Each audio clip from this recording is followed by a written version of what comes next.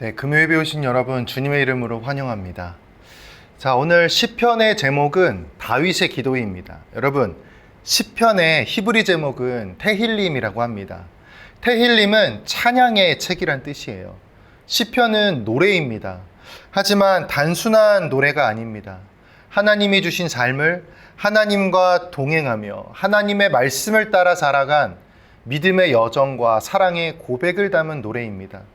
사람들은 시편에다가 이 시편의 고백에 멜로디를 붙여서 노래를 불렀어요. 그 노래는 찬양이 되었습니다.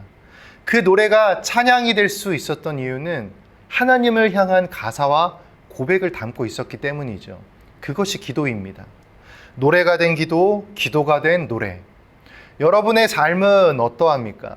다윗의 삶은 기도가 되었습니다. 다윗의 고백은 찬양이 되었습니다. 그의 삶은 하나님의 말씀인 성경의 내용이 되었습니다.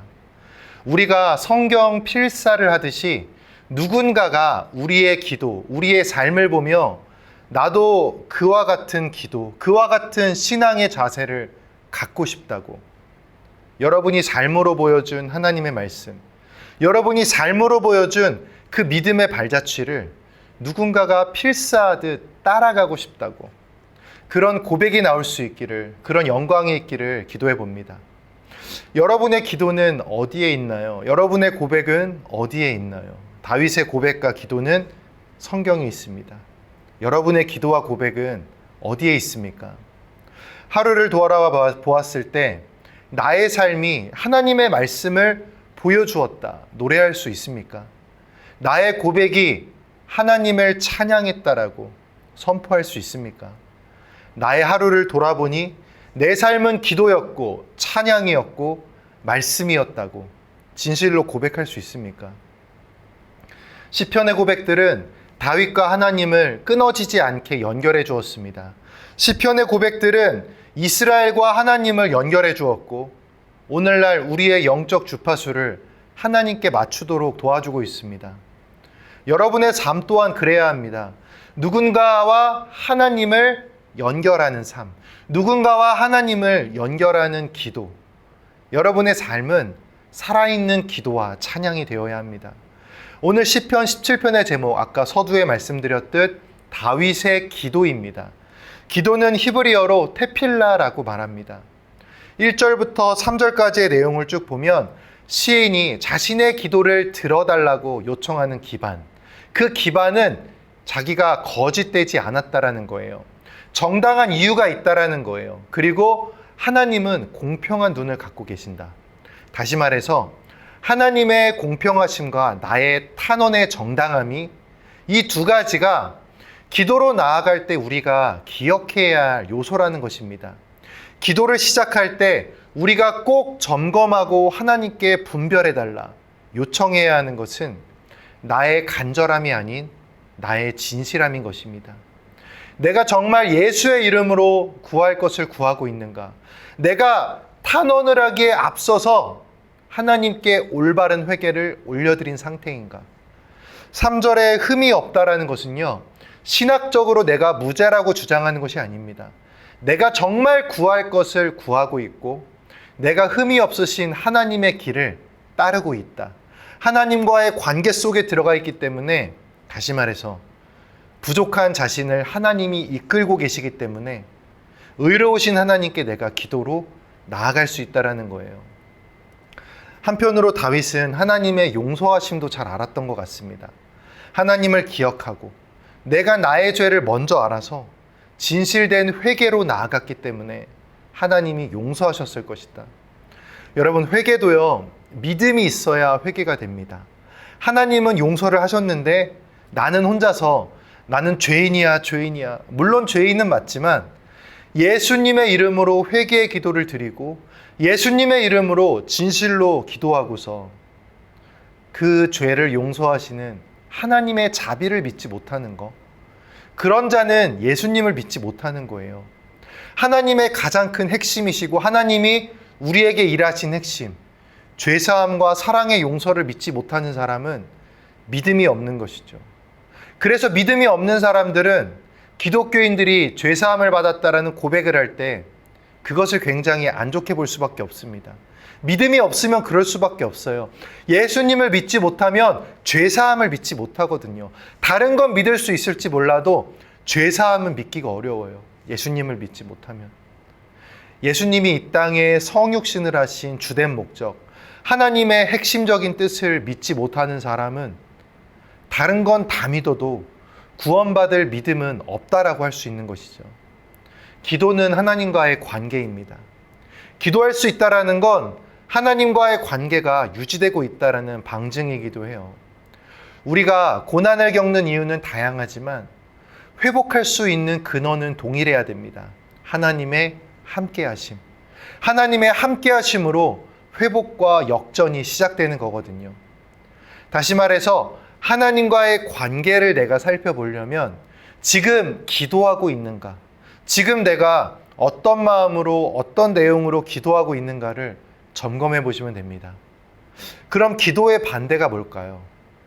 기도를 안 하는 거? 그건 너무 당연하겠지만 기도가 하나님과의 관계라고 한다면 그 관계를 막고 그 관계를 끊는 것, 그것이 기도의 반대라고 할 수 있겠죠. 물론 하나님의 사랑을 끊을 수는 없지만 하나님의 사랑이 끊긴 것처럼 느껴지게 하는 것, 바로 죄입니다. 여러분, 죄는요 단순히 나쁜 짓이 아닙니다. 죄는 미치도록 끔찍하게 나쁜 짓이에요. 우리가 그 인식을 가져야 돼요. 하나님과 우리의 관계를 멀게 만드는 거. 근데 우리가 하나님과의 관계 그 자체를 아주 소중히 여기지 못한다면 죄가 하는 그 일, 하나님과의 관계를 멀게 만드는 거, 그게 별거 아닌 것처럼 느낄 수가 있어요. 내 마음에 하나님과의 관계가 정말 중요하다라는 인식이 없으면 죄가 하는 그 일을 심각하게 못 느낄 수가 있습니다. 죄가 들어오면 하나님과 나의 관계가 서먹해져요. 여러분, 인간관계도 생각해 보세요. 누구랑 나쁜 사람하고 싸우는 거는 오히려 사람이 잘 하거든요. 근데 가까운 사람과 굉장히 서먹해진다. 가까운 사람과 어떤 잘못으로 인해 서먹해진다. 엄청나게 힘듭니다. 관계가 사라지면 규정이 들어와요. 회사에서도 상사와 이렇게 잘 지내다가 어떤 안 좋은 일이 있어서 거리가 멀어진다. 일적인 관계가 돼요. 그냥 공적인 관계만 되는 거예요. 사적인 관계가 사라져버리면 굉장히 힘들고 이 관계가 율법적인 관계로 변화됩니다. 물론 율법이 무조건 나쁜 건 아니죠. 하지만 율법은 우리의 죄를 드러내는 거예요. 그것으로 구원할 수 없습니다. 율법을 토시 하나 틀리지 않고 지키면 가능할 수 있겠지만 인간은 불가능해요. 그래서 주님과의 관계가 필요한 것이죠. 그거를 이루신 주님과의 관계가 죄로 멀어지면 모든 게 율법으로 내가 지켜야 할 것들로 바뀌는 거예요. 구원받지 못할 것들을 붙들고 살게 되니까 평안함이 없어지는 거예요. 내가 율법을 지키려고 노력하는 것과 율법을 이루신 주님을 꽉 붙잡고 주님을 따라서 성화된 삶을 살아가는 것과는 큰 차이가 있습니다. 후자가 훨씬 더 지속적으로 마지막 날까지 하나님의 말씀에 맞게 살 수가 있는 삶인 거예요. 형식을 지키는 건 좋지만 형식만 남아버리면 문제인 것이죠. 하나님을 사랑하지 않으면서 하나님의 법을 지키는 건 허무함이 있는 것이죠. 근데 겉으론 문제가 없어 보여요. 율법과 형식에 매인 사람들이 오히려 잘하는 것처럼 보일 수도 있어요. 여러분, 굉장히 규율이 강한 집단에서 올바로 행동한다고 그게 올바른 사람이 됐다라는 건 좀 다른 얘기일 수 있어요. 그 사람에게 평안함이 있다라는 건 다른 얘기일 수 있어요. 규율에 매여서 억지로 그러는 거거든요. 집에서는 또 나의 방에서는 조금 흐트러지지만 굉장히 편하죠. 올바른 관계, 평안한 관계, 친밀한 관계가 있는 거예요. 저는 흐트러지는 게 뭐 좋은 거고 규율에 매인 게 안 좋은 거다 이런 말을 드리는 게 아니에요. 친밀함을 말씀드리는 거예요. 어거지로 법에 얽매여서 친밀한 삶에는 평안함이 없다라는 겁니다. 하나님과 멀어진 사람들의 공통점은 하나님이 아닌 다른 것으로 내 삶을 채우려고 그래요. 오늘 말씀 14절입니다. 내용을 보면 이런 거예요.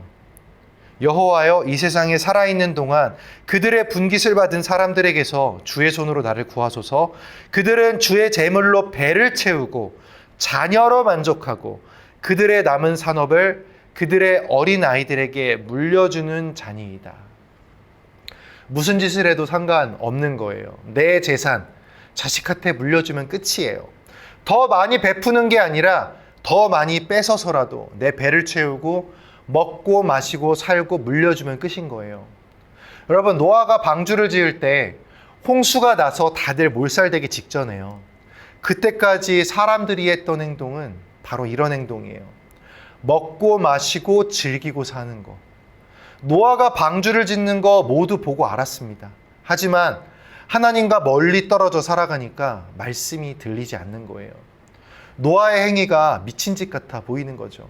죄는 그런 거예요. 자기들이 하는 미친 짓은 의롭게 보이고 하나님의 구원과 하나님의 말씀이 오히려 미친 소리로 들리게 만드는 거. 정신을 혼란시키는 거예요. 사법적인 죄만 끔찍한 게 아니라 하나님과 멀어지는 그 죄가 나를 죽음으로 몰아가는 끔찍한 일인 거예요. 여러분, 이 세상에서 나를 죽음으로 몰아가는 것만큼 끔찍한 게 어디 있습니까? 지금 여기 내 손가락이 하나 잘려요. 엄청나게 아프죠. 근데 손가락 하나 잘리는 거로 죽음에 몰려가진 않습니다. 그런데 내 몸속에서 암세포가 자라나고 있어요. 지금 당장은 느낌이 없어요. 하지만 이거는 나를 죽음으로 몰아가는 거예요. 말씀 앞에 서면은 MRI 앞에 서는 거, 조직검사 앞에 서는 것과 똑같아요. 숨겨진 나의 죄와 숨겨진 나를 죽음으로 몰아가는 그 나쁜 것까지 드러나게 되는 거예요. 기도와 말씀 앞에 서는 건 그런 겁니다. 그럼 기도를 어떻게 항상 올바로 할 수 있을까요? 노력으로 여러분 살아보면 되지 않죠. 그 좋은 해답 중에 하나가 로마서 8장 26절과 요한복음 14장 26절에 있습니다. 핵심 내용은 이런 거잖아요. 기도할 바를 몰라도 성령께서 친히 간구하시고, 우리가 성령을 구할 때 성령이 우리를 가르치시고 예수님이 하신 말씀들을 기억나게 하고. 여러분, 기도가 쉬우면서도 어렵죠. 뭘 기도해야 될지 모르니까 어려울 수밖에 없어요.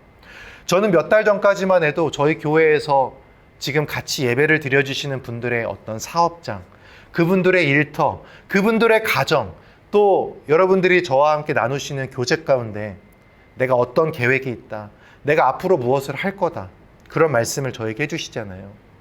근데 그런 거를 놓고서 기도해야 할 생각 저는 하지 못했습니다. 이유가 뭘까요? 여러분과의 교제와 만남이 없었으니까요. 저는 어느 분의 건강을 위해서, 저기 계신 분의 사업장을 위해서, 여기 계신 분의 어떤 개인적인 저에게 하신 말씀들을 통해서 기도할 생각을 하지 못했어요. 그전에는. 왜죠? 관계가 없으니까. 하지만 여러분과 관계가 맺어지고 이야기를 나누고 그 말씀을 듣고 이 앞자리에 와서 제가 아침마다 기도를 하고 점심에 저녁에 기도를 할 때 그 원동력은 제가 찾은 게 아니잖아요. 하나님께서 기도할 것을 알려주셨죠. 어떻게 알려주셨죠? 믿음의 교제로. 여러분을 만나게 하시고 여러분의 이야기를 듣게 하시고 그때 하나님의 말씀을 기억하게 하셔서 내가 기도해야겠다. 성령께서 인도해 주시는 거예요. 저는 그리스도인들이 세상 사람들을 만나서 이 머리에 잊지 말아야 할 것은 누군가와 대화를 나누고 누군가와 교제를 할 때요, 마음속에 계속 성령님께 구해야 되는 거예요. 성령이시여, 저 사람과의 대화 가운데 내가 무엇을 기도해야 합니까? 저 사람과의 이야기 가운데 기도해야 할 것을 내게 알려주시옵소서. 그 사람에게 묻는 게 아니죠. 뭘 기도해 드릴까요? 이게 아니라 성령께 묻는 거예요. 성령님께 교제 가운데 대화하고 나누다 보면 계속 누군가를 위해서 기도할 거리가 넘쳐나요. 이 세상을 향해서 기도할 거리도 넘쳐나고요. 기도가 필요한데 기도를 쉽게 멈추게 됩니다. 우리가 잘 모르니까 엉뚱한 기도를 하는 거예요. 예수님이 말씀하시죠. 너희는 무엇을 먹을까 마실까 그런 거 염려하지 말아라. 너희는 먼저 그의 나라와 그의 의를 구하라. 그의 나라, 하나님의 나라는 하나님의 통치가 임한다라는 거예요. 그분이 이끌어 가시려고 하는 방향, 그분의 의, 그것을 먼저 구하라는 거예요. 하나님이 기뻐하시는 기도, 해야 할 기도를 해야 하는 거예요. 여러분, 기도의 자리가 가장 이기적인 자리가 될 수 있는 거 아세요? 기도의 자리, 예배의 자리, 찬양의 자리에 나만 등장하면 엄청나게 그 성스러운 자리가 이기적이 될 수 있습니다. 기도하는 가운데 인간이 얻을 수 있는 가장 큰 비극은 1시간, 2시간 기도하는데 하나님은 전혀 관심이 없는 기도만 계속 하는 거예요. 물론 하나님은 우리의 삶과 우리의 제목에 관심이 있으시지만 분명 하나님이 더 포커스를 맞추고 있는 그런 요소들이 있거든요. 하나님은 하나님의 일에 관심이 많으세요. 하나님의 일이 뭘까요? 교회 봉사, 목회, 교회에서 뭔가를 하는 거? 물론 맞아요. 근데 가장 정확한 답은 예수님이 알려주셨어요. 요한복음 6장 28절 29절에 나와 있습니다. 사람들이 묻죠. 어떻게 해야 하나님의 일을 합니까? 예수님이 대답하세요. 제가 여러 번 말씀드린 거죠. 하나님이 보내신 자를 믿는 거. 그게 하나님의 일인 거예요. 무엇을 하든 예수님을 믿게 하는 거, 예수님을 내가 드러내는 거, 예수님을 내 삶과 목소리로 전하는 거. 그게 하나님의 일인 거예요. 그래서 삶이 중요한 겁니다. 우리가 말로 백날 하나님 말씀 떠들어봤자 내 삶이 개판이면 하나님이 보내신 자 예수님을 믿지 못하게 하거든요. 내가 아무리 전도하고 미친 듯 기도하고 내가 아무리 교회에서 노력하고 예수님 믿는다고 떠들어대면 뭐예요? 내 삶이 개판이고 내 삶이 말씀과 다르면 하나님이 보내신 자를 믿지 못하게 하게 하는데 오히려 가만히 있는 것보다 못한 짓이 될 수가 있는데 말씀을 모르면 그렇게 되는 거예요. 우리가 말씀을 모르고 성령의 인도를 구하지 않으면 십자가 앞에서 십자가와 먼 것들을 구하게 되는 거예요. 다윗은 하나님과 동행했어요. 오늘날 그의 말은 성령님의 의지함과 같은 거예요. 다윗이 하나님과 동행했다라는 건 오늘날 사람들에겐 성령님을 의지하는 것과 같은 거예요. 그분을 통해 뭐든 올려드려야 돼요. 여러분, 이거는 마치요, 결제자가 결제를 하시는 분이 내 보고서를 처음부터 검토해 주는 것과 같아요. 나를 함부로 조정하는 것이 아니라 그분의 의도대로, 결제할 분의 의도대로 나의 삶과 나의 기도와 나의 소망을 계속 잡아주시는 거예요. 그렇게 해서 예수님의 이름으로 기도합니다 하고 딱 올려드리면 결제가 빵 나겠죠. 결국 어느 수준까지 기도해야 되냐? 다윗의 수준. 다윗은 나중에 가면 성전 건축에 대해서 기도를 합니다. 근데 다윗은 알고 있었어요. 내 때에 그 기도가 이루어지지 않는다는 것을. 내가 살아있는 동안 이 기도는 이루어지지 않지만 내 아들의 때에 이루어질 것이다. 여러분, 어떤 기도는요, 내가 살아있을 때 이루어지지 않을 수도 있습니다.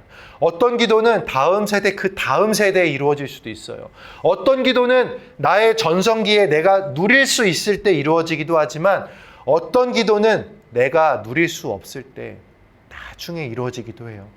우리는 씨를 뿌리고 심기만 할 수도 있어요. 아니, 어쩌면 우리는 땅을 고르는 작업만 할 수도 있어요.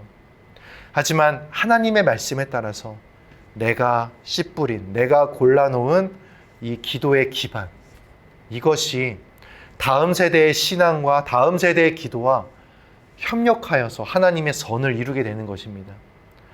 저도 그런 것 같아요. 가족의 기도, 저의 기도 물론 있었지만 모든 것을 포기하고 찾았던 그 수원의 어느 교회에서 저는 개척의 꿈을 다시 찾았거든요. 다시 회복했거든요. 아마도 그 교회는 수원에서 가장 오래된 교회였기 때문에 그 교회에는 눈물로 뿌려진 기도의 씨앗이 많았을 겁니다. 어떤 분은 기도하셨겠죠. 이 교회에서 사역을 하신 전도사님, 직분자, 이 교회에서 성장한 자들이 하나님의 말씀을 전하는 자가 되게 하여 주시옵소서. 그래서 그 교회를 시작으로 많은 교회가 수원에 있게 되었어요. 저는 그 교회에서 사역을 했던 사람은 아닙니다. 잠깐 들렸어요. 마음이 힘들었고 마음속으로는 그 교회에서 이제 평신도로 잘 살아가야겠다, 그런 마음으로 들렸던 것이죠. 근데 분명 어떤 분은 그런 기도를 그 교회에서 했을 거예요. 100년 전에 했을 수도 있고 몇십 년 전에 했을 수도 있고 몇 년 전에 했을 수도 있겠죠. 누군가가 이 교회를 찾아서 소망을 다시 살아나게 해 주시옵소서. 하나님, 우리 교회가 방문하는 사람마다, 이 교회의 문지방을 넘는 사람마다 그 마음의 소망을 되찾게 하고 하나님의 일을 하게 해주시옵소서. 누군가는 그런 기도의 씨앗을 뿌렸을 것이고 그것이 저의 마음속에 들어온 것이겠죠. 저는 그렇게 믿습니다. 개척이라는 건 결코 인간의 뜻으로 되지 않는다고 알기 때문이에요. 누군가의 기도로 이 교회도, 이 로고스 교회도 세워진 거라고 저는 믿습니다.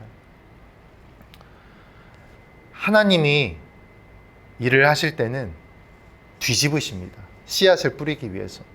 저는 목회의 사명이 다 사라진 거라고 생각했을 때 절망하고 내 삶이 다 뒤집어졌구나라고 생각했어요. 근데 시간이 지나 보니까 안 거예요. 하나님이 마음밭을 일구신 거구나. 내 삶이 뒤집혀졌다기보단 하나님이 씨가 자라게 하기 위해서 마음밭을 일구시는 작업을 했고, 나의 기도와 내 부모의 기도와 내 가족의 기도와 그리고 이름 모를 누군가의 기도, 그런 기도의 눈물의 씨앗들이 내 삶에 싹 틔운 거구나. 저는 바랍니다. 여러분이 하시는 기도가 누군가의 절망 중에 꽃 피우는 기도가 되기를 소망합니다. 저는 바랍니다. 제가 이 옆에 자리에서 아침마다 점심마다 계속 기도하는 그것들이 여러분의 자녀, 여러분의 사업장, 여러분의 일하시는 모든 곳, 여러분의 공동체, 여러분의 절망 가운데 꽃 피어날 수 있기를 바랍니다. 저는 바랍니다. 하나님이 갈아엎으신 것 같은 상황, 누군가는 그 상황을 절망이라 말할 수 있겠지만 기도하는 자에겐 그 상황은 세상의 가라지가 걸러지고 하나님의 말씀만이 싹 틔울 수 있는 역전의 발판이 될 것이라 믿습니다. 기도는 인간이 할 수 있는 가장 위대한 것입니다. 인간이 할 수 있는 가장 위대한 결단입니다. 보이지 않는 하나님을 보이는 것보다 더 신뢰하고 나아가는 행위이기 때문입니다. 하나님은 그런 결단을 한 자들을 결코 포기하지 않으십니다. 여러분의 고백은 여러분과 여러분의 자녀, 여러분의 공동체의 훌륭한 증거가 될 것입니다. 여러분의 기도는 그들의 아름다운 노래가 될 것입니다. 하늘의 노래가 될 것입니다. 여러분의 삶은 누군가의 기억 속에 하나님의 시가 되고 하나님의 이야기로 남을 것입니다. 우리 함께 이 시간 찬양을 하고 이어서 기도하고 제가 마무리 기도함으로 마치도록 하겠습니다. 우리 함께 기도에 찬양하면서 우리 기도 이어가도록 하겠습니다.